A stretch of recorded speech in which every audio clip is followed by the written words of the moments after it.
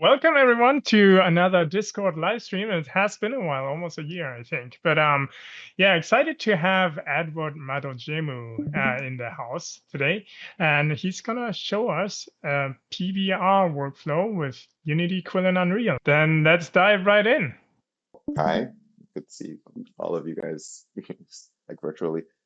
Um, so the main thing about this is, so over the past couple of years, I've worked at a couple of animation studios, and we've been using Quill to do our projects. And you guys know the same problem with Quill, where it's like you animate something in Quill, and then it kind of looks fine when you're here because of all the illustrations. Like you draw your character, you do all the kind of the brush strokes, the different art styles, whatnot, and it looks fine. But then when you start layering strokes, right, and you bring it in with lighting, Spaghetti. it starts to turn the spaghetti or the sausage, right? So that's been the eternal problem I face whenever I try to bring these things out, especially because you want to use more PBR compatible things. Because in the past I made a shader that allowed you to dodge some of these, but the problem with the shader, or the limitation behind the shader, is that it doesn't allow you to use things like ambient lighting, like global illumination, ambient occlusion. You can't use any of those features because the shader is deliberately hiding the spaghetti, the sausage. So I was looking for a way to solve that, a way that isn't like a way that isn't too laborious on the artist, that you can just draw what you want in Quill and it'll still be compatible. So this is kind of the breakdown. So for this stream, I decided to use Ade from Escaform Hill. So that's an example, because this isn't a character that was built with this workflow in mind. This is just a character I had lying around that I wanted to use to showcase this. So this is the rig for Ade. I don't think I've ever shown this actually to anybody, how the rig works, but I'll just quickly do a breakdown. But it's basically set up like a standard FK rig. It's similar to what you see in like Mixamo, and the way we've done it is if I switch to the constraints mode, we can kind of just grab, and pose him. So that's how we did the character from Escaform Hill and the different layers. And what we did that was really important to that was all of the different body pieces are separated. So if I go to the head, the lines are on a different layer, the eyes, all that stuff. And this becomes very handy for the kind of project for this project, because the way you assemble your geometry to export your characters is going to affect the quality of the lighting you're going to get later. So ahead of the stream, I basically took Ade and then I animated, this is a sketch, and animated him doing a little walk cycle, him, listening to music. And then what I did is I had this walk cycle ready. I then took the rig and overlaid it. So I'm gonna set the toggle. Yeah, so the ray How playback come, images. Edward? How come you didn't animate Ade directly? Like, what's the purpose of the wireframed walk cycle? Oh, this is just a me thing. Because I have a I have a 2D background, so I find it easier to figure out the poses like sketchy, Okay. like in 2D, and then overlay them. And then Hmm. after that, I kind of find the best of both, because if I'm gonna move the sketch side, I find it's hard for me to make decisions on character performance when the character is how do I put it? When the Yeah. character is a rig, is a puppet. I feel like I'm supposed to be like executing instead of designing, right? So it helps me when I'm able to Yeah. do it. I tend to like make a sketch of the body so it's the same proportions, and then animate that way. So this is kind of how Hmm. I end up having him more hunched over because I forgot he was wearing a bag and I did the animation. So this version is a bit more like, more weighted So, down. so, so the wireframe sketch, is that frame by frame animation, or is that Frame also by frame. rigged? It's frame by frame. So the Okay, entire thing is just I find it, I don't know, I think one because layer. it's one layer. I spent a lot more time with Quill because I was using it before we had the timeline and the rig. So I got very used to animating and just grabbing the poles and stuff like that. So it's a lot easier for me to figure out the motion when I sketch it out like this, and then I just use the rig to kind of do the final version. And Yeah. so this is the rig version of it. But then after I make the rig, I bake it down, have all the layers. I also have key frame by frame animation in there to kind of give it some more deformation, like the clothes bending a little. It's very some subtle movements to kind of sell it better. Yes, all that stuff is in there. So it's kind of a mix of both. And then the final one becomes this. So this is the final animation. You notice like the fingers are bending. There's no bones for there's no like hierarchy for the fingers. We just manually animate those. There's some slight deformation on the feet. There's, this head bob. There's And things, there's, the stream is a little bit choppy, but hopefully, like in your recording, it's gonna be smooth. oh, okay. It looks a Oh, little bit like it's a little 8 choppy. frames Okay. per second, but we see it. Oh, okay. The animation is also on force, so there's that. It's a lower frame rate. It's not perfectly smooth, so that's also part of Yeah. it. So, but yeah, but then generally that's how the setup for this. I find this helps because I can have really complicated characters that can be animated pretty easily with this. So this is the reason I bring this up is it's very important for the kind of PBR workflows you're doing, because with PBR lighting, you need a bit more detail to make the characters look satisfying, I find. So having a sort of rig like this will go a long way if you're trying to do things. And things like this chain is just frame by frame animated to make sure it lines up. It's parented to the head, and then there's another point that's parented to the phone here, and then I'm just like animating the line so they kind of look like they're one chord. But once that's done, the key thing is, and I'll show you what the baking process looks like. So once that's done, you make a sequence. My sequence is all the way here, and at the topmost layer, you guys know this, but I'm just going to reiterate it for anybody who's new. But you make the sequence at the top here. So I'm going to undo it. And something you might notice is it changes a little when you do the sequence. I don't know if anyone's run into this before, but we had a bit of a bug on Mescaform Hill where every time we baked the sequence out, the geometry came out slightly different from what's in the rig. I don't know if anybody ran into that as well, but it's something to note. Interesting. Yeah. Sometimes I think some of your strokes will get corrupted over time, so they will break. So it's something to account for, because when you bake them out, it's going to be frame by frame if you want to fix it. So it's always better to go back into the model. Like notoriously with Ade's head, every time we baked it out, the geometry would misalign. So we had to basically go into the rig and make a duplicate of one of the strokes to make sure that it didn't break again.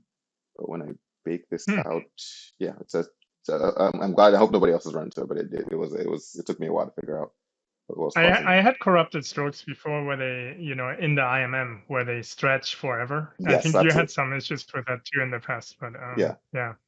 yeah, I had that too. But yeah, see, this is the final one. This is the final cleaned up animation. This is the just recently baked one. You can see how his shoulder is poking out of on this one. Shoulders poking out, but it's Oh fine there. yeah. Yeah. So and the subtle things that happen, like, and I'll even bring out the other one just so you can so I can compare all three. But you notice that there are. All gone. There are like a bunch of subtle differences. Even things like, look at this is the rig. This is the active transform rig. Look at this patch of the bags detail right here. It's clipping through. So there's always going to Mm. be minor detail like breaks whenever you do this kind of thing. But as long as I you can, guess it probably always happens, just people don't notice, and I yeah, didn't notice, exactly, because yeah. it's probably where surfaces come really close together, right? And with the ribbon brush and stuff. Oh, absolutely, yeah. So this character is So, mostly ribbon brush. So that's the big reason why these things happen. The parts where you notice these issues are mm, where they're intersecting, because what I'll do is I'll show you guys the wireframe for a day. So he he's using a mix of ribbon brushes and like full volumetric geometry. So that's basically his head. Those are his cheekbones under here. So what I'm doing is I'm patching together a bunch of volume brushes to make the shape of his head, and then I use the ribbon brushes mm, to kind of streamline the shape.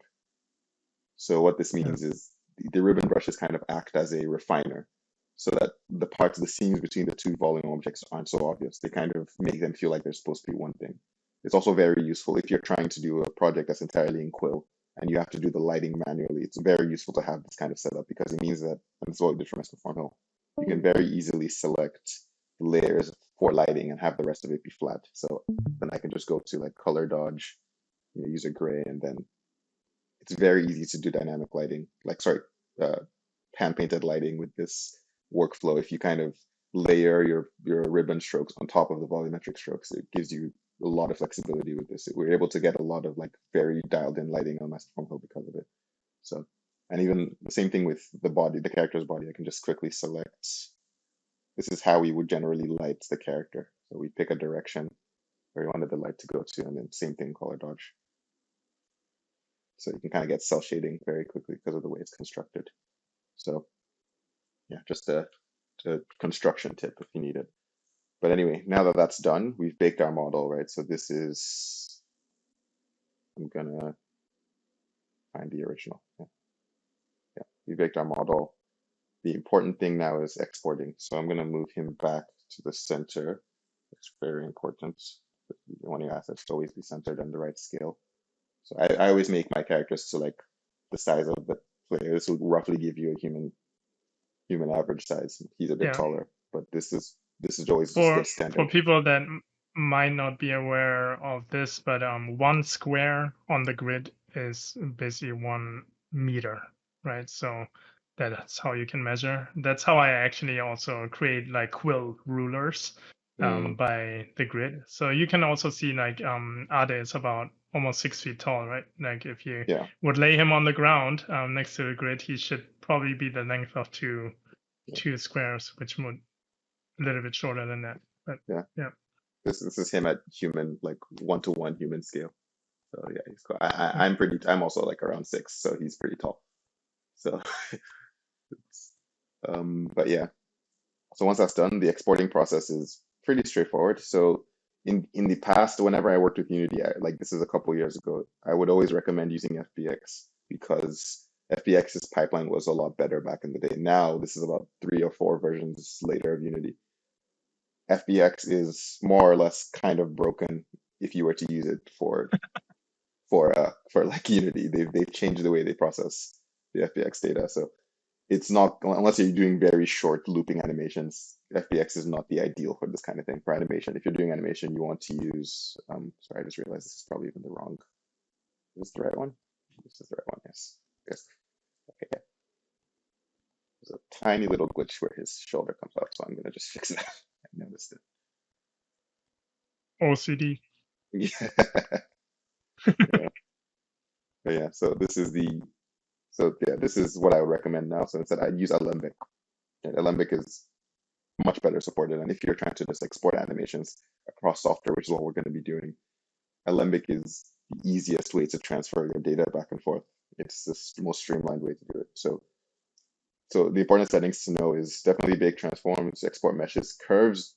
You don't need unless you're doing some fancy visual effects stuff. You won't, in most cases, you won't need to export the actual curves, but it doesn't hurt to do it if you think you might play with them later. But for this, I'm not gonna do it. The separate alpha is only useful if you are going to be doing things with the transparency. We're not going to be playing with transparency here. He doesn't have any transparency settings. So we're not going to be doing it, but that's only when you need that. UV is only if you tend to texture. For example, something I could do is I could texture the phone screen to add detail on it. So I could export UVs. I'm not going to because I can also UV unwrap them later if I want to. But that's something you can definitely do. Now, what I tend to do is so these 4 meshes export the big transforms, export animation, and then the final thing is linear or gamma. So this is a very important question. So what I find is if you're working with Blender specifically, Blender will linearize whatever colors you give it. So with Blender, if your final render out is going to be, if you're rendering your animation in Blender, you want to use gamma because gamma will brighten the colors so that when Blender takes them in, it makes them, it ups the contrast again, right? If you're exporting to Unity, it won't really matter because Unity is very good at converting the colors. So you can easily switch the color space between gamma and linear in Unity. So that's very easy.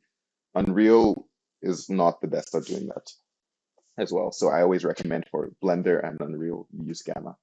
That's just the way I go. But because you can export, you can switch it in different. You can also switch it in both Blender and Unreal, but it's a much harder process than it is in something like Unity, and it's less reliable. So gamma is what we're going to use. So I'm going to say cycle version 2. Always name your things properly. Trust me. I have too many missing files too because I didn't name properly. So okay. So now I export Final and 1, 2, 3. 1, 2, 3. I'll give you a peek at the Mescaform Hill files, and it got Final, Act 1, final, final. Part 2, version 2.1, Act 1. It just got very.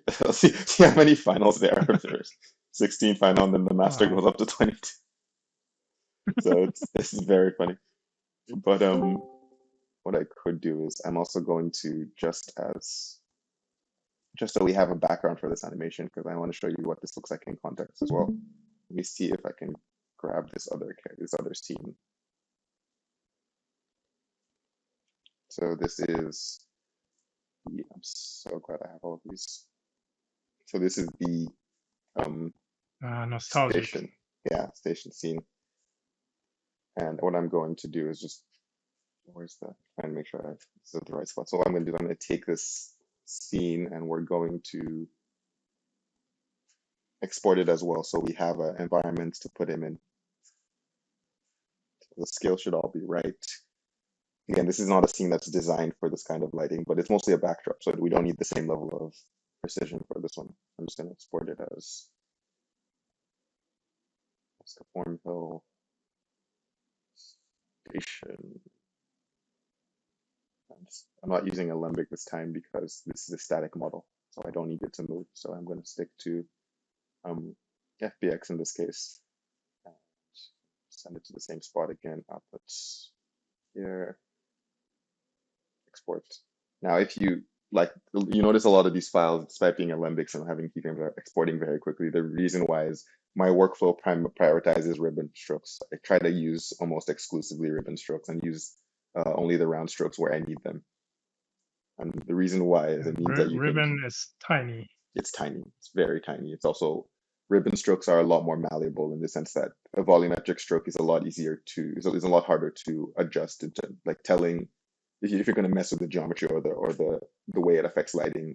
A volumetric stroke is very rigid. I forgot that part. I think you talked about this, but Ade, the character, does he have like volumetric strokes underneath the head? He does. He absolutely okay. does. So you just have like a volumetric stroke fill, and then you just accentuate with ribbon brush, right? Yeah, exactly. I'm trying to find him. He's somewhere here. I just don't know where he's been placed. He's somewhere in this room. He should be anyway. Oh, there he is. Oh yeah, he's behind the door. Alright, I forgot. Completely forgot. If he comes out somewhere here. Just hold the small version. But yeah. He has a mix of both volumetric strokes and let's take him apart real quick. Yeah, that's actually how I work too. Just fill the rough shape and then put the detail with ribbon. Exactly. And it goes along. On my website, I have a blog post about Mescaform Hill, so it goes more in depth in terms of how we just constructed the characters if you guys need it. But yeah, I always try to put the details, like things like, especially things that are going to animate a lot. You want to have them be ribbons. Ribbons are a lot easier to adjust and control. Like if I wanted to change his expression, it's really as simple as just grabbing, right? And then you can then just use the thick and thin to, sorry, this is the wrong one, to reduce the eye size. So there's a lot you can do with just these strokes. So it's very easy to adjust characters with ribbons. So anyway, that's going to be it for the Quill portion. Before I move on, is there any questions anybody has about just this Quill section of things? I don't see any questions in the chat. Okay. And everybody's quiet. I think it's all clear. Sweet. Okay, I'm gonna pop out of Quill.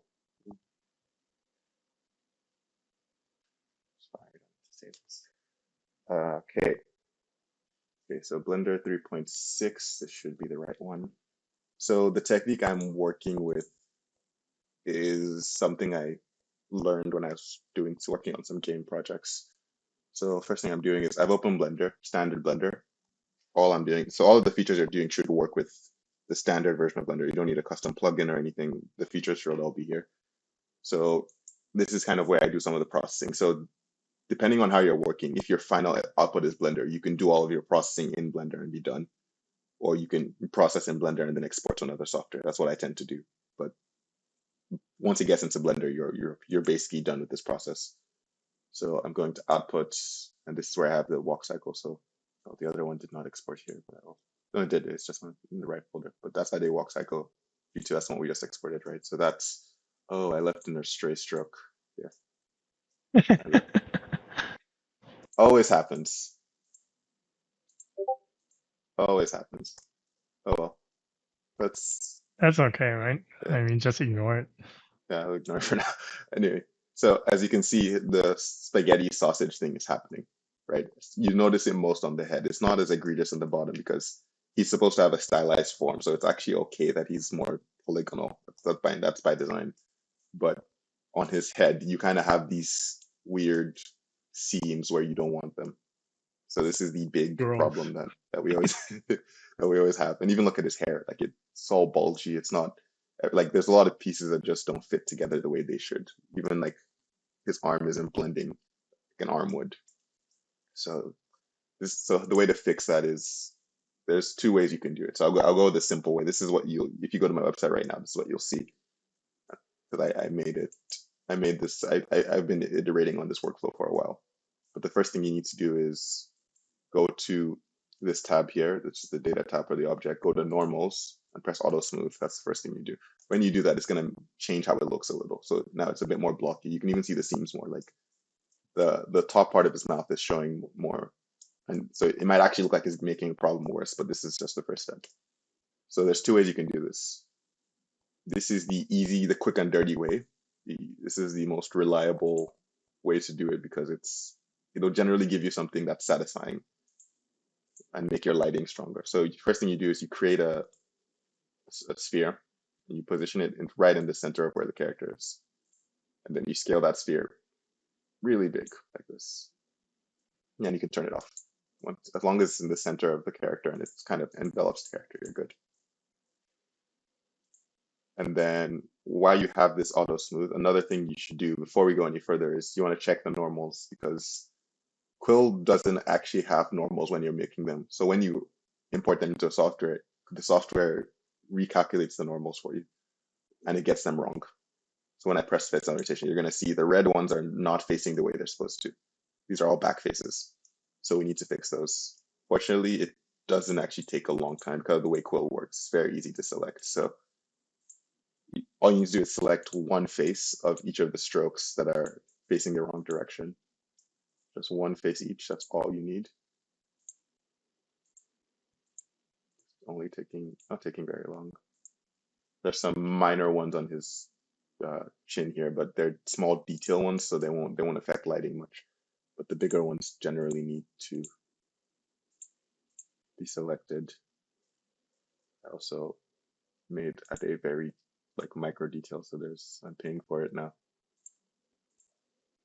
But yeah, you select just one stroke each, and you really have to look because sometimes they'll be in places you're not expecting, like the hand. So yeah, select. And this is a lot easier because they're ribbon brushes. So again, that's why I always recommend them. They're a lot easier to work with in some aspects. As long as you're using them for detail or simple planes, it's very good. When you want to do like a full volume, it's easier to just use one of the cube or the sphere brushes or the ellipses. So okay, so that should be generally everything. There's not much on his feet that's wrong. So once you've selected all of the faces, Control L will just select what's linked. So that's all of them. So it just automatically selects the rest of the shape. Control L, and then you press Alt N, which is where you access the normals. And then you just hit flip. So basically everything should be blue. That's not blue. So I have to fix that too. Same thing. Control L, Alt N, flip. So generally it should be blue. It's fine. These are because this is the back side of those strokes, so it's fine if they're here, but this is what you generally want because our character is going to be double-sided. So when I turn back, you notice that this went back to red. And the reason why is right now I'm not editing one model, I'm editing an alembic cache. So when I hit play, you see it's moving. And the reason why is it's a data cache. Alembics basically update the position of the vertices every frame. So it's basically it's using the numbers of each of the order of the point order of the vertices and then determining where the final locations should be per frame. So that's why when you update the first one, you need to find a way to make sure that data carries along through the whole sequence. So Blender makes it easy. So just there's this thing that says read data, right? You just have to select vertex, and it should, or it usually does anyway. Yeah. So this is fixed. Read data should be the, unless I'm using the wrong version of Blender, but anyway, we'll see. Procedural. Okay, sweet. Then we'll know when I switch back to face orientations. I think that should be fixed now. Yeah. Yeah. Some versions of Blender, the newer ones I found will not like it tends to update slowly when you adjust these things. So it might not visually look like it's changed yet, but it has. It's very strange. But the newer versions of Blender are less friendly with kind of these tricks, but it should generally work. I'm using what version this is? This is, I think, yeah, 3.6. I would actually recommend, hold on. Actually, you know what? Sorry, we're gonna just jump back. I'm realizing it's better if I use 2.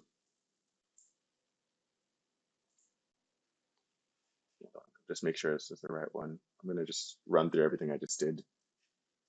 How many versions do you have? I have 4 different There was also versions. Blender 4. Yes, it's I have 4 different versions because Blender keeps breaking features that I need. So so I use Blender 2 for anything that has to do with light baking and normal readjustment. I use Blender 3 for anything that requires, I think that's mostly for I forget what it is. I think that's primarily some simulation stuff. And I use Blender 4 for geometry nodes, so any sort of like procedural generation stuff. So there's different use cases for the different blenders I find because they keep breaking features that already work, and it's really annoying. Anyway, sorry, I'm gonna just really quickly run through what we just did again in the older version of Blender because it works more reliably there. So same thing. I'm in here, select the guy, make sure it's smooth. Normals is here. We can probably skip this when we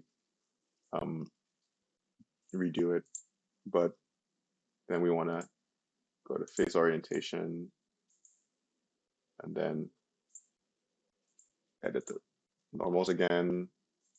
Yeah, it should be Blender 2. Blender 2 is the best for this technique because it's not that it doesn't work in the newer Blenders, is that the UI doesn't update on the newer ones until you make certain like bigger changes. I don't know what they changed, but the UI won't update immediately when you're editing normals and stuff like that, especially with Alembics and the kind of work we're doing. So I prefer So it's Blender 2 doing it, first. but you're not ever sure if it's actually doing it until Exactly. later. It's not sure until you've exported, and then at that point it's like it's too late. So I prefer to use just specifically for this. If I'm doing a quilt production, then I'm 100% using Blender 2. Again, it can work. It might even just be like a hardware thing that slows it down sometimes, but I prefer to be sure, safe than sorry. So, and also Blender is incredibly lightweight. Like it barely takes up space on your computer. So I don't really mind doing the work of it. Not like Unreal. Not like Unreal. Unreal is massive. Unreal is actually massive.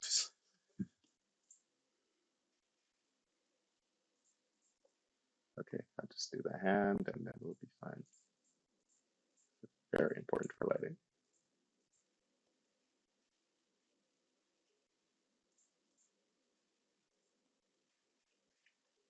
I'll try to speed through this so there's time for questions because I am throwing a lot of information at people. So so I'm gonna. Any questions, guys? You can just speak. No questions. No questions. Okay, good. I mean, that hopefully means it's making sense. Yeah. Okay, there we go.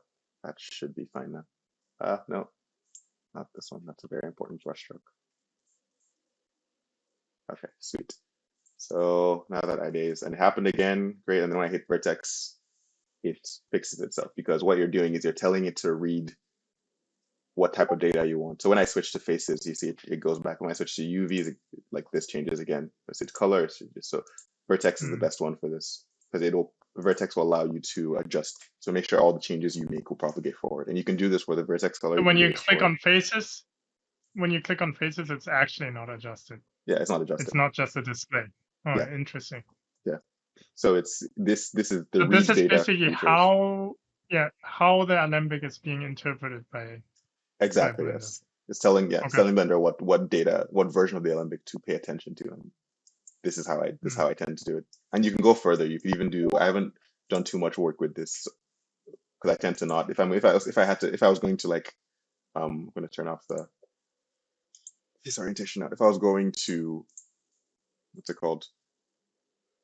Add a screen on this, I would have ideally I'd have exported it separately because it gives me more control. But you can also select this and then unwrap it here.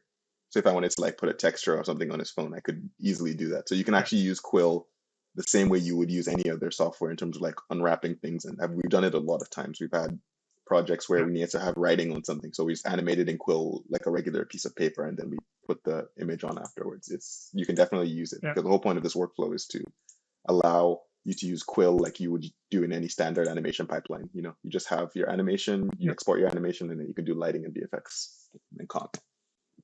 But anyway. We have a question. I think you will cover this anyway in this tutorial, but Ali is asking, what do you hope people can make with your pipeline?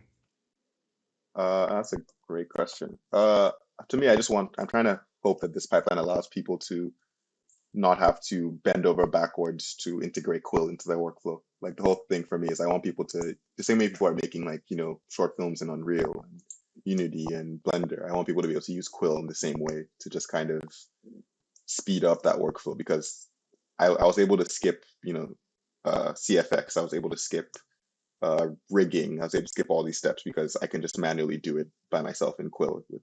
One artist can do the job of like 3 or 5 in the standard pipeline. So if you know how to do the full thing, it means that you can make a lot of like really high fidelity animations very quickly. So I'm really hoping that by doing this, people will start being able to use Quill without having to make too much custom tools for it or anything. Because I find all the other solutions we've had so far require very specific shaders or anything like that. This is more of just a treatment that you just do as a stop in Blender. So yeah. So anyway, circling back, I'm going to try and breeze through to make up for time. You have the sphere around it. This is where the actual magic happens. So I've made sure to set my normals on auto smooth. Then you go here to your modifier package and you find data transfer. So this is the key ingredient. Go to data transfer and make sure it's above the alembic in the modifier thing. It will affect, if you don't make sure it's above, it will affect how it plays out. So once I've selected the sphere, I've selected that sphere up there. So what I'm going to do now is I'm going to set to mix. So it's replacing the normals right now. That's what it's going to do. So when I click face corner data, then I click custom normals. See what it's done? See how his entire lighting just changed, right? And to make it more clear how drastically this is affected, what I'm going to do is I'll add some lighting into the scene so you can kind of see. So I'm moving the mix factor all the way back to normal. So this is Ade when you import him. And then I'm going to add a light. Let's switch to this view. Sorry. So what I'm doing is add scene lights. And let's do world opacity a little so we can see. And then I will add a point light just so we have reference of like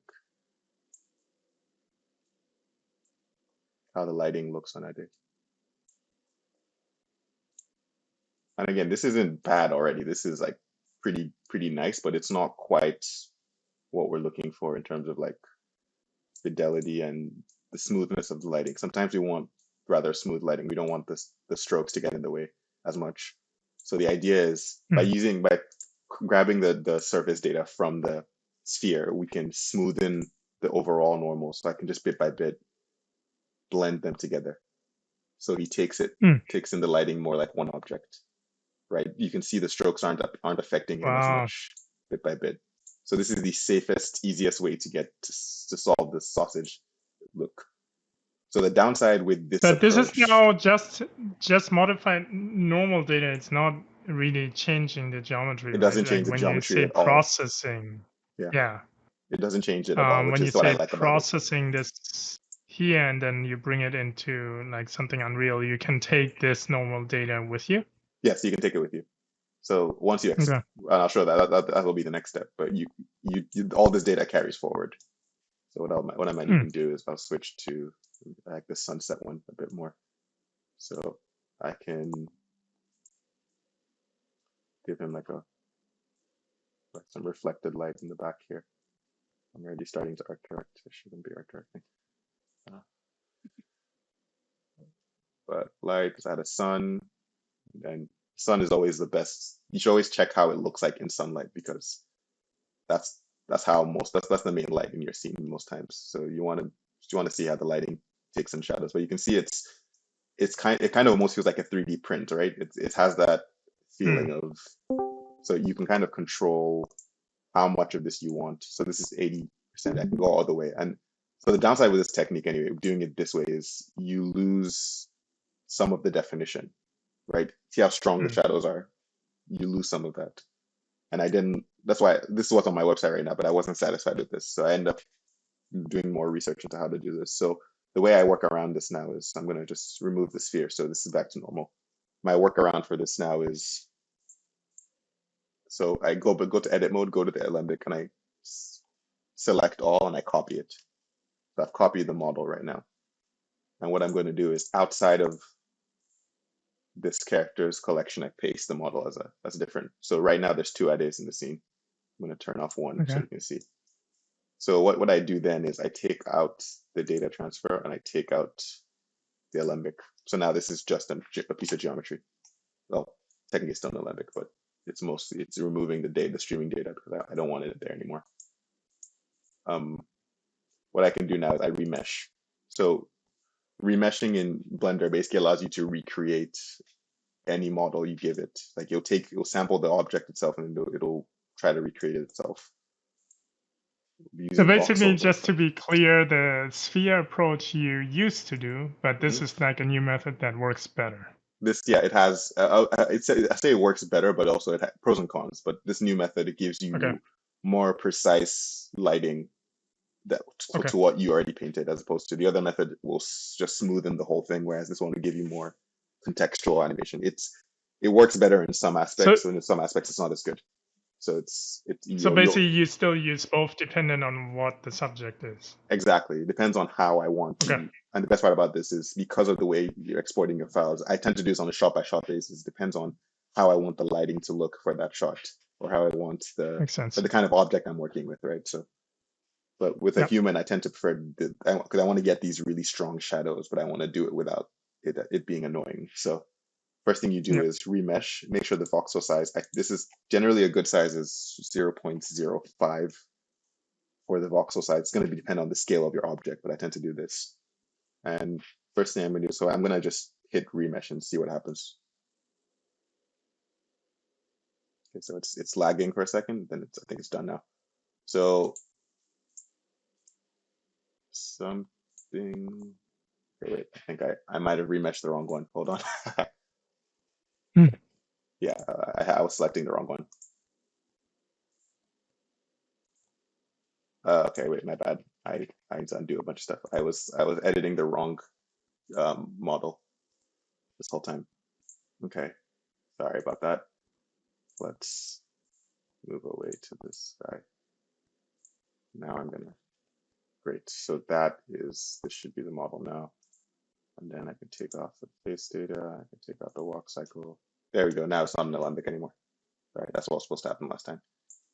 So this is Hmm. now the copy of the model that's supposed to be adjusting. The original is still here. But then same thing, go to voxel size 0.005. This is because Quill models are small, relatively small in terms of when you export them. So you need to make sure the voxels are also small so they can compensate for the shape. And then I'm also going to hit smooth normals here, and then I'm going to hit remesh, and it should, as long as it doesn't break something, it should change. So you see what it looks like now? It Hmm. kind of looks like a 3D sculpt, like a 3D print, sorry.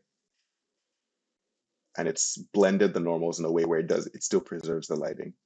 So this is generally what we want, but I want to see if I can make this a little better. So there's fewer holes. So what I can do is I'm going to adjust the adaptivity just a little. I guess that helped a little. But what I can now do is, I think Blender has a feature for filling holes. So let me see if I can, yeah, there it is. So I guess some mileage will vary with this stuff. It sometimes works the way you want, sometimes it doesn't. And also keep in mind, you are adjusting a very high poly mesh. So depending on your computer, you might not be able to handle too much of this. So I wouldn't mess with it too much. You only need the surface data anyway, but this is just enough for you to get started. So what I'm going to do now is same thing I did with the sphere. So this is basically acting as a sphere now, right? And make sure it's on the same frame. This is really important. Make sure you're using the same frame. So you're 0 on the timeline for when you use the other character. So when I flicker, they're basically in the same spot. So now what I'm going to do is the same thing, transfer the data from the new remeshed Ade to the old one. So right now, as you see, it's kind of made it all crystally, which is good. This is kind of what we want. So as I'm moving through, you can kind of see how it's like. So the reason why it's shiny this way is because the normals have been smoothened. And right now, Ade is very shiny. He's very, like, the specular value is quite high. So when I change I'm gonna add a material to Ade now, finally, so we can actually see. I'm gonna make him rougher, and then I'm going to make his specular less metallic, actually. Sorry. Actually, wait, it might also be this guy.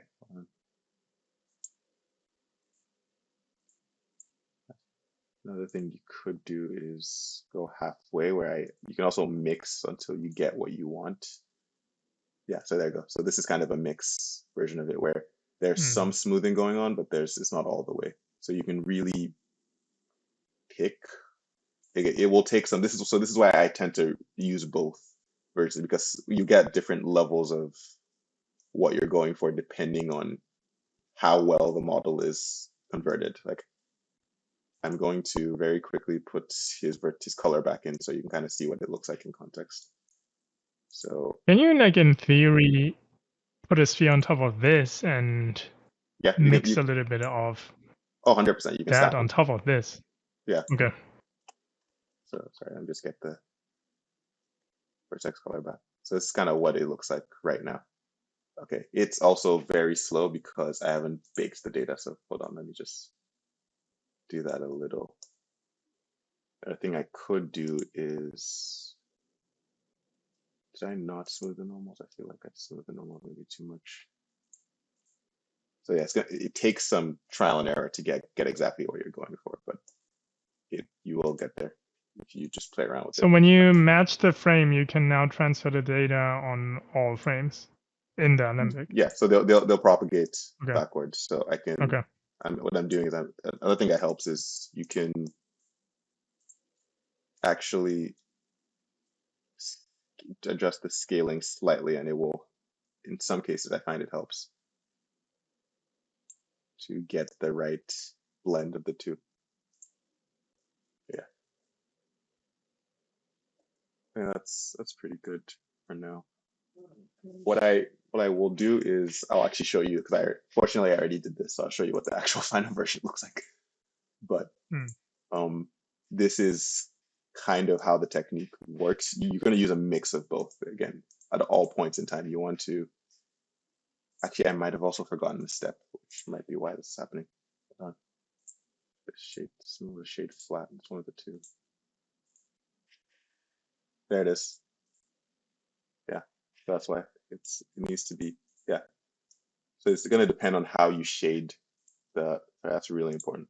You need to adjust how you're shading up front. This is mix, this is replace.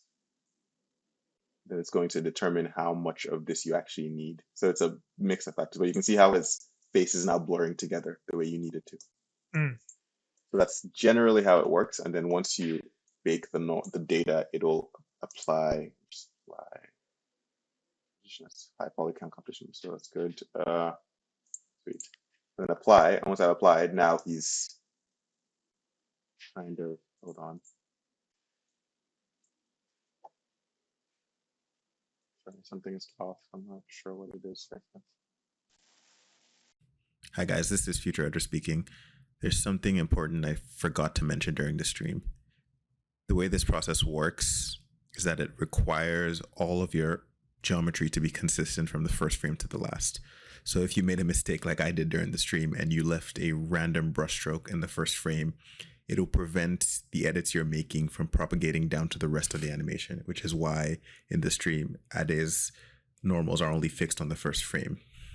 So apologies for the error there, but other than that, the workflow should be exactly as I've done in the stream. Okay, back to the stream. It might be the wrong. What's that guy?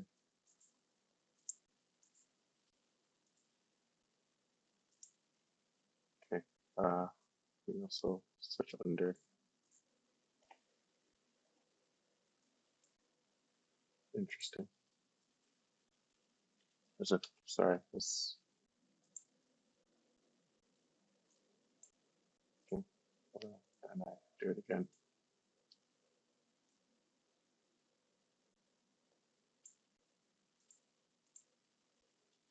See if that worked. Okay.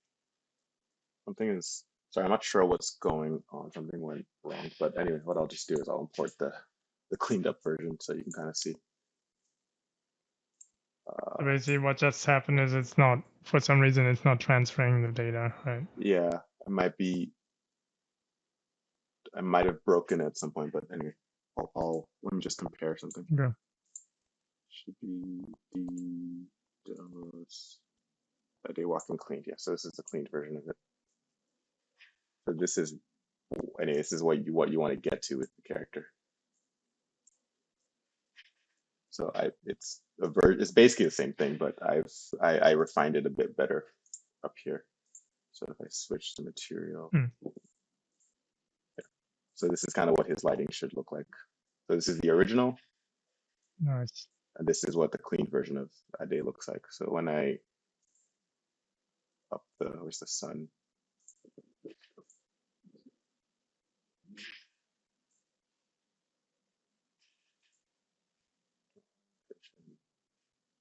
You can kind of see.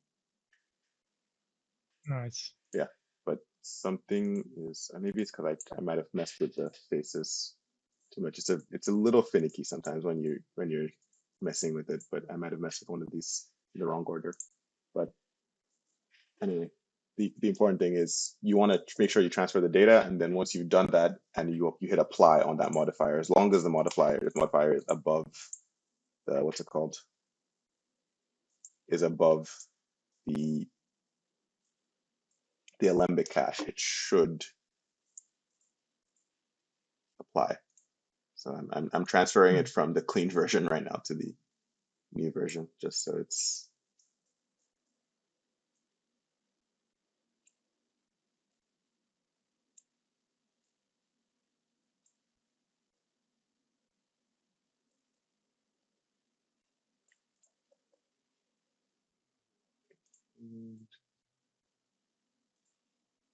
there we go. Strange. Not sure. Maybe it's because the interpolation is off. Anyway. Is this already Eevee, what we're looking at? This is Eevee, yeah. This should be, yeah, this is Eevee. But yeah, that's what you're supposed to be getting at the end of it. Also might be versions of Blender, so that's part of it. But some will let you do it. Some generally 2.93 is what I'm using, I think.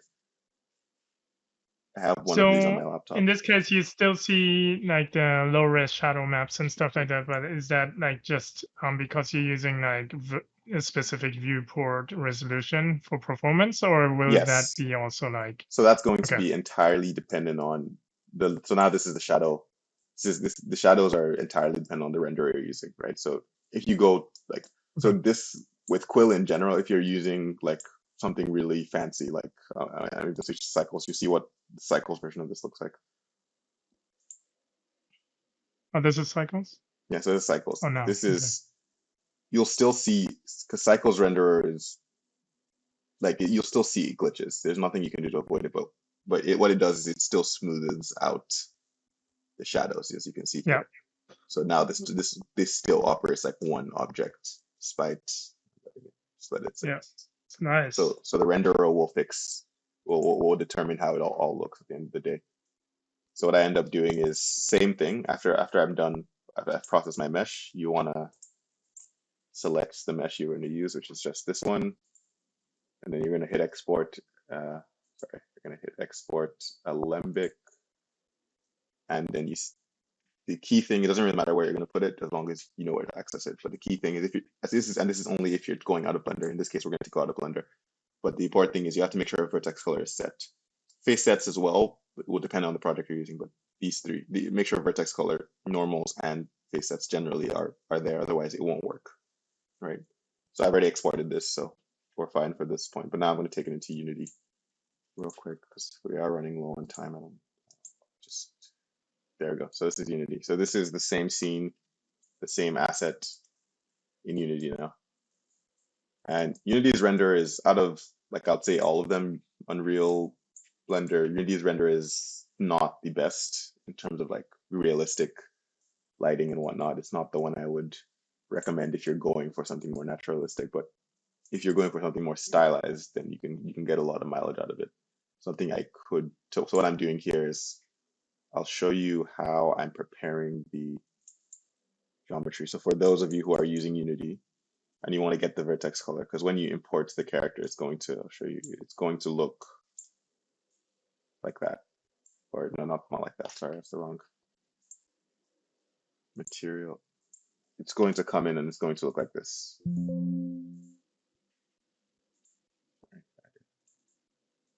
It's going to be gray, like that. So when I bring him in, it's going to look like this. So what I did is I made a very quick shader graph, and as you can see, it's only 2 nodes. Vertex color, so you just go here, create node, vertex color, do color space conversion, and depending on which one you're using. So in this case, RGB it equates to gamma. So depending on how you want to go. So if you exported it in linear and you wanted to go to gamma, then you'd switch. So RGB is gamma, linear is, well, linear. So that's how you do it. So what I'm going to do is I'm going to switch this. I'm going to skip this so you can kind of show you what the gamma version of this looks like. So you see why the color space is important. So when I do that, it's saving, it's going to compile, give it a moment. Yeah, so that is what the gamma version looks like, right? So in Blender, this didn't seem like a problem because Blender will linearize the colors anyway. So that's why it makes them more saturated. But even then, they're still a bit washed out in comparison. So when I go back to the converter, you'll notice that the colors come back in full force. So this is very important. So question about this workflow. So you're using Unity now to have, in this case, maybe like a final short film where you can actually direct the cameras in real time, or what's the output still will be like a 2D output, right? You Yes, will the output render will still like be a 2D. video in this case.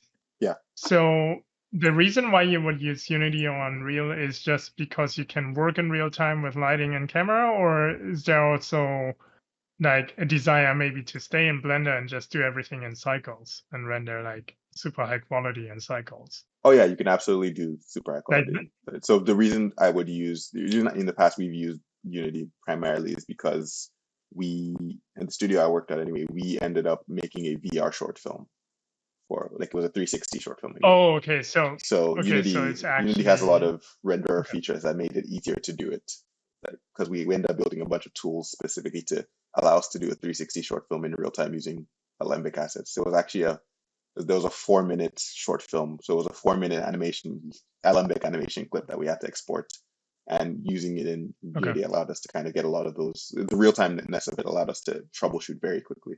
That's the main advantage of doing it. The other advantage would be if you're making a game or you're making something interactive. I've used this same pipeline on game pipelines as well for basically anything where you need real-time feedback, you use this. But if you want to do something like what Bojo is doing, what you might have seen for the short Yeah, film exactly. Meta, Yeah, like the amazing renders, that would then you would obviously stay in Blender and Cycles or Maya or whatever, right? exactly, exactly. So it's Okay. really depend on your final output. But what I like about, and that's kind of the whole point of showing these different software, is this pipeline allows you to use whatever really, whatever software. You can use Quill with it. If you're exporting just for film, then you can use an Alembic. If you wanted to animate the characters like for real time, then you could, what's it called? You could use an FBX to then, like a FBX model that's maybe rigged or something, to do the same process. So Yeah. it allows you to, it gives you that flexibility of I can use this in standard lighting procedures without any additional, this is the right one, without any additional like work. Quill can just work like any other asset in 3D. And then the animation is Yep. just as simple as plugging into a timeline, putting the clip there, and then now he's walking. So it's really that simple. I will just set this to loop. So it loops around. This is really simple to set up. No time at all. Lighting friendly. It's reacting to the global illumination, you know. So I adjust the Yeah. lighting intensity. So that's the benefit of this. Is like the character still looks good and kind of like how I want it to look like in PBR settings. And this is, again, this is Unity. It's Unity is awesome. better in more stylized setups, but I find you can also take this. It's, again, mileage will vary depending on what you're doing. So this is a tune shader I work with, but I didn't make this one. I bought this one, but the tune shader I work with sometimes, and it has a similar. See if I can quickly show you what this looks like with tune shading before I go to Unreal last minute.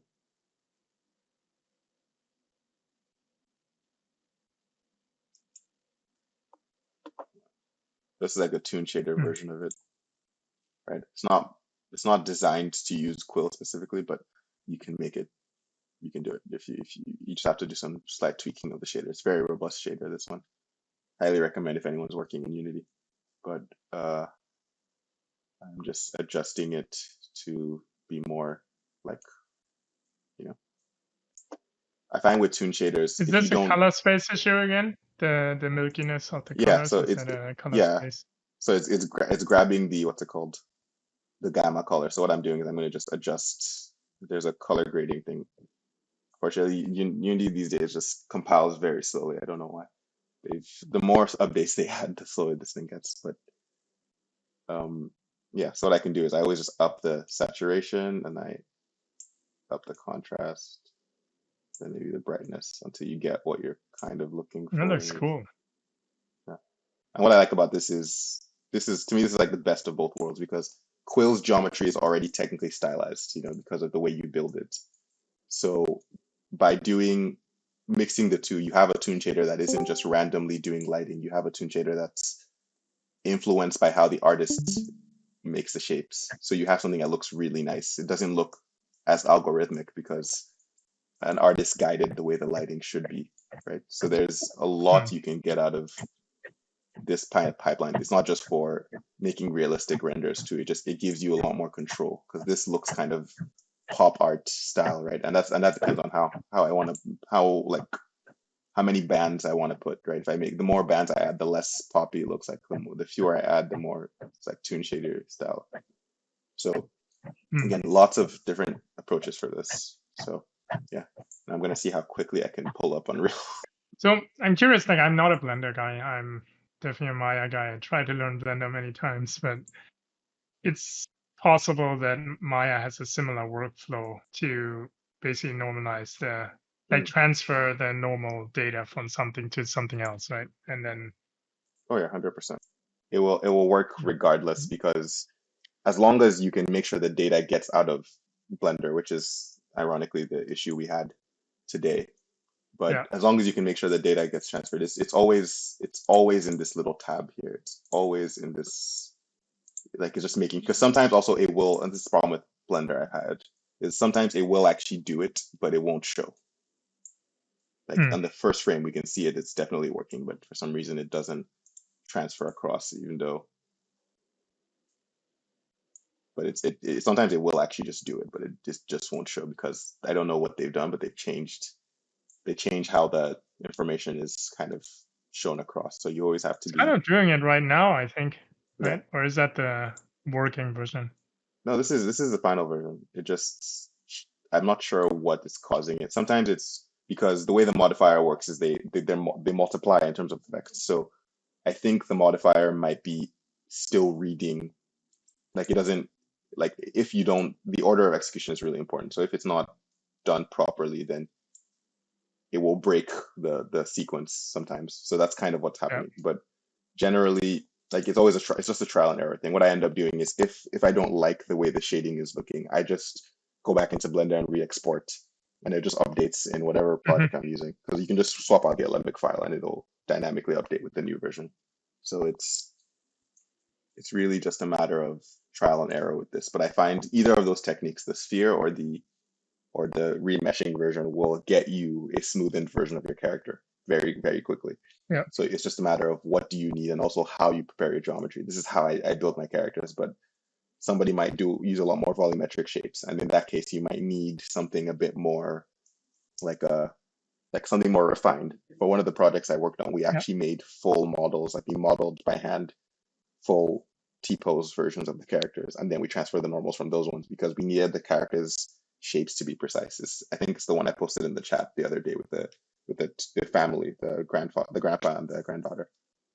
That one Yeah. had we modeled, we didn't like remesh them, we modeled a full copy of them just so we could transfer good Mm. normals. So depending on if you're using a character long term, you might want to do that as well. But it's just about what is the best output for your style of character, because the whole point of this is to allow you to keep your style in whatever platform you're using. Unreal is almost done. Okay, cool. Can you quickly elaborate on like why you show both like Unreal and Unity? Is it more like things you can do here versus Unity, or Yes. So like what would be the reason? with Unreal, I tend to go. So Unreal is more if you're trying to go for more of a standard PBR, Pixar, type look. Okay. That's why I show Unreal, because it has, so there's that's why I set this up, because so Unreal has Lumen, which is right. So the lighting is completely dynamic. The GI is good. So if you notice, like see how the blue, like I'm gonna move this up and down, but you see how the blue is bouncing off of him. I don't know if you can see it. It might be a little blurry for you guys, but I might even just move the bounce this way so it's a little easier to see.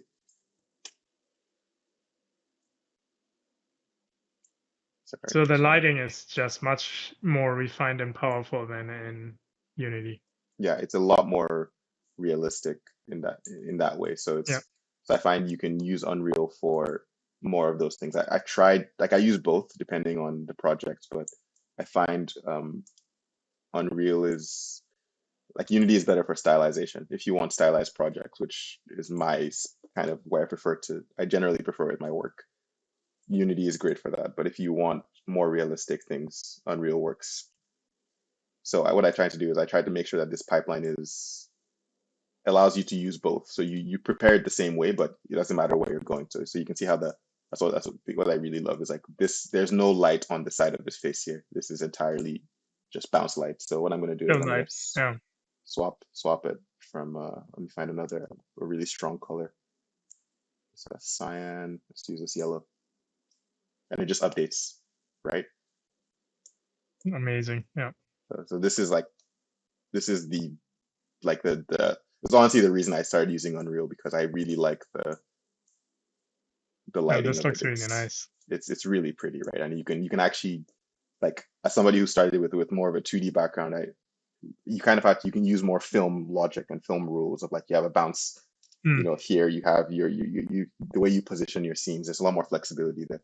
So that's what I really do like about this pipeline. Allows you to seamlessly switch between any of the software. Blender, you can even use Arnold if you wanted to, but it will allow you to use it.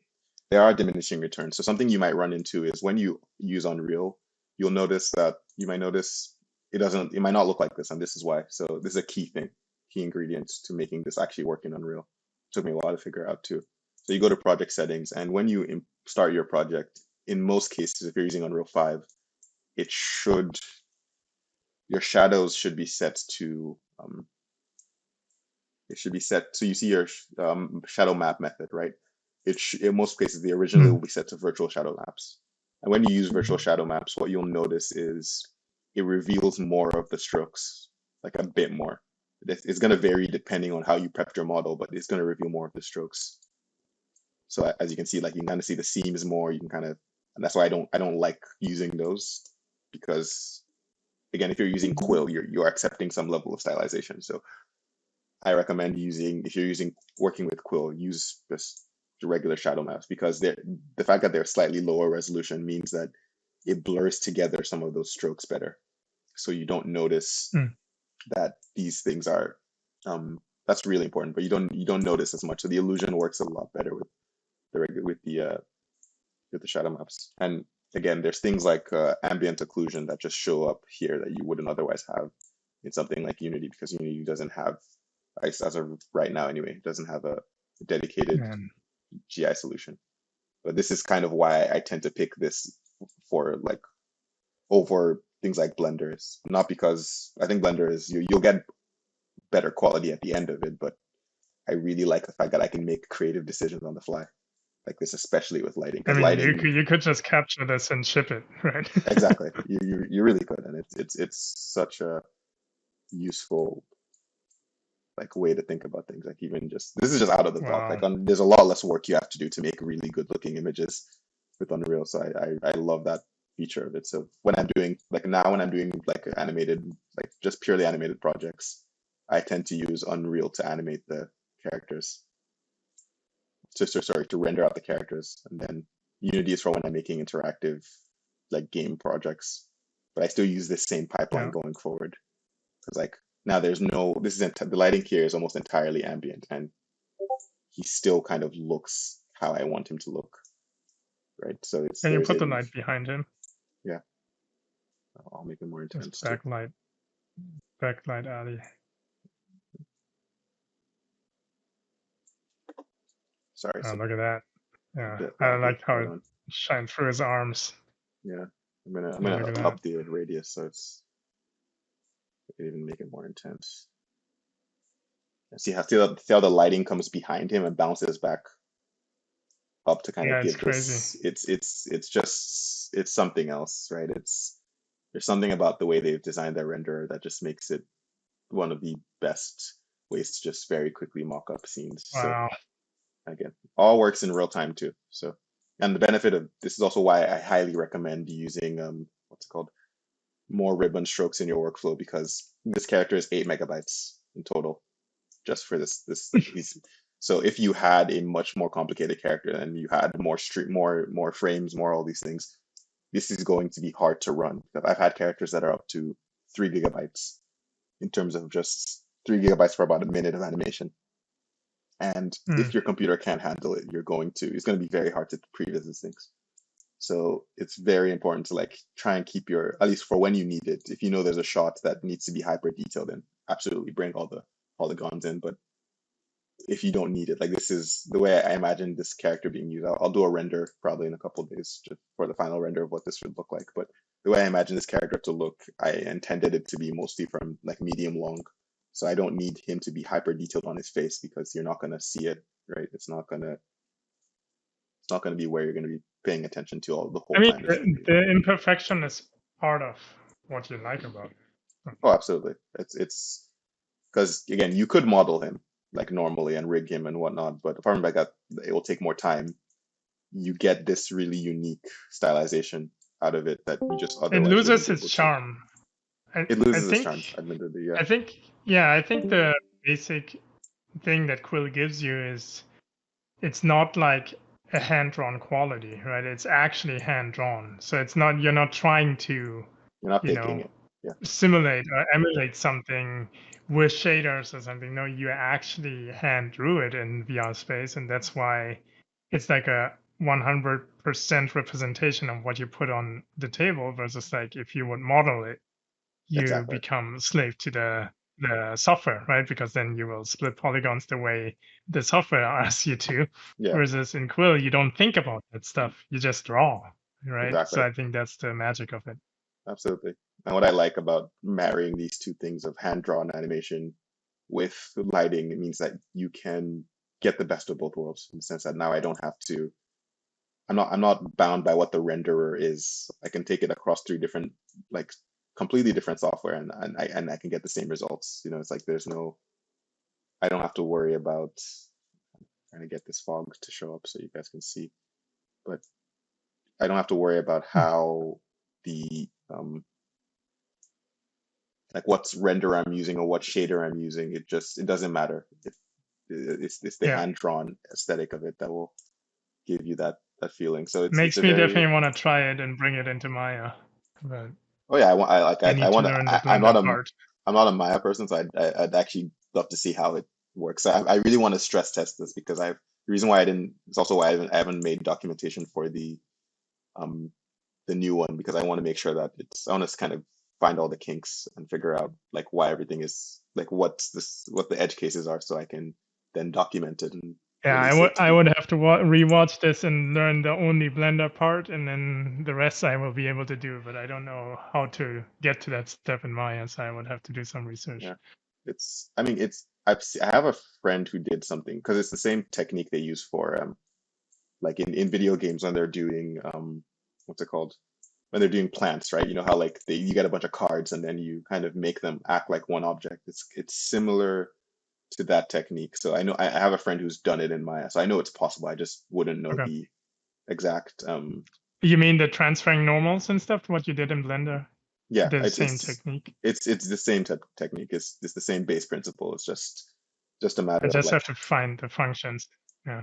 yeah, because I've only used I haven't used Maya in years. It's when Blender, it's just free. Mhm. I like free software. Yeah. Yeah, but yeah, Makes that's sense. this technique in a nutshell. I was trying to get the fog to work, but I don't know why it's not. It's probably because there's already fog in the scene. But anyway, it's Cool, man. yeah.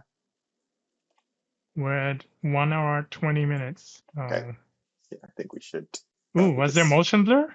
Did I Oh just yeah, see motion blur? it also has motion blur. Whoa! I When you think I move the can. camera, it blurs. Yeah, it has it on at all times. You can actually, let me see. So Unreal has a ton more uh, Oh, there, effects yeah. for, You so see you can motion actually blur. adjust the motion vectors if you want him to blur more. Another thing you might notice is he's interpolated here. If you noticed, so it took my Oh, frames, yeah, and it started interpolating his movements a little bit more. You can turn it off if you want to, but it's just you have to do it. There's a Unreal kind of expects with Alembics, they kind of expect you to just give the whole thing because they're expecting it for simulation. They're not expecting it for like 2D animation in the same way or 3D animation in the same way. So hmm. you have to mess with the frame rate if you want to get it back. But I do actually like that it preserves your timing, and adds the And image to the this shader. only works in an Alembic, obviously, right? Because it has the vertex data, and or No, would it no, also it would work work. over an FBX It would animation? work with FBX, yeah. So with FBX, the only Okay. downside is it only works on one model. So if you export all your FBXs from Quill, it's only going to work on one frame at a time. So you'd have to literally do it Okay. each frame. So the other way, the way I've worked around it is if you can, and this won't work for most cases for like a lot, but it'll work for like specific things. So if you merge your what's it called? If you have a bunch of frames on an FBX and you merge them as blend shapes or as shape keys, right? You can Yeah. then do the same technique and it'll propagate to all the other things because now they're shape keys they're deformations of this base mesh. So Hmm. that's the way you can make this work with FBX. The downside is for character animation, if you're trying to get it to run in real time, you might end up it might not be the best case because Yeah. every shape key you add is just more data. It's just a ton. So your Hmm. FBX size is going to balloon very quickly. But you can definitely Yeah. get it working with FBX as well. You just have to blend them as shape keys. That's the only way to get around this. Because with FBX, Quill Okay. exports each frame, right? So yeah. Yeah. But yeah, there's I don't have it here, but there's another project where we did this, and we did this with a deer that we rigged in Quill. So actually, let me see if I can pull it up. I'll just do it really quickly. But there's another character. Actually, you know what? I don't think my computer wants me to do it because it's very slow right now. Yeah, it's all So right. it's all This right. is perfect. Yeah. And also, yeah, thanks for running us through this. This was super interesting. Makes me want to try it. I definitely look it up how I can create something similar in Maya, because that's usually my pipeline. And the only reason why I use Maya is because I learned that first. Yeah. So I tried to learn Blender, but I always give up because it's so different. And then if you're prolific in one software, why try another, right? So True. that's the only reason. But I definitely want to play around with Unreal too. You made me want to do that again because the lighting looks really fun to play with. Oh It's yeah, really cool. it's amazing. So I have a hard time going back to Unity sometimes because it's just there's yeah, more work. I believe There's so that much after more seeing work. this, yeah, it looks really cool, man. Yeah. All right, we're like at 1 hour 30 minutes exact. Thank you so much, Edward, for running the stream again. This is like old school Saturday streaming. I will try to set up a stream soon about the smoke technique. That's pretty simple actually, so it's probably gonna doable in 1 hour. But I have to just check the schedule with the little one now. It's like everything changed for me. So, Wow. yeah, thanks for running us through this, Edward. Yeah, thank you guys. Yeah. And see you guys next time.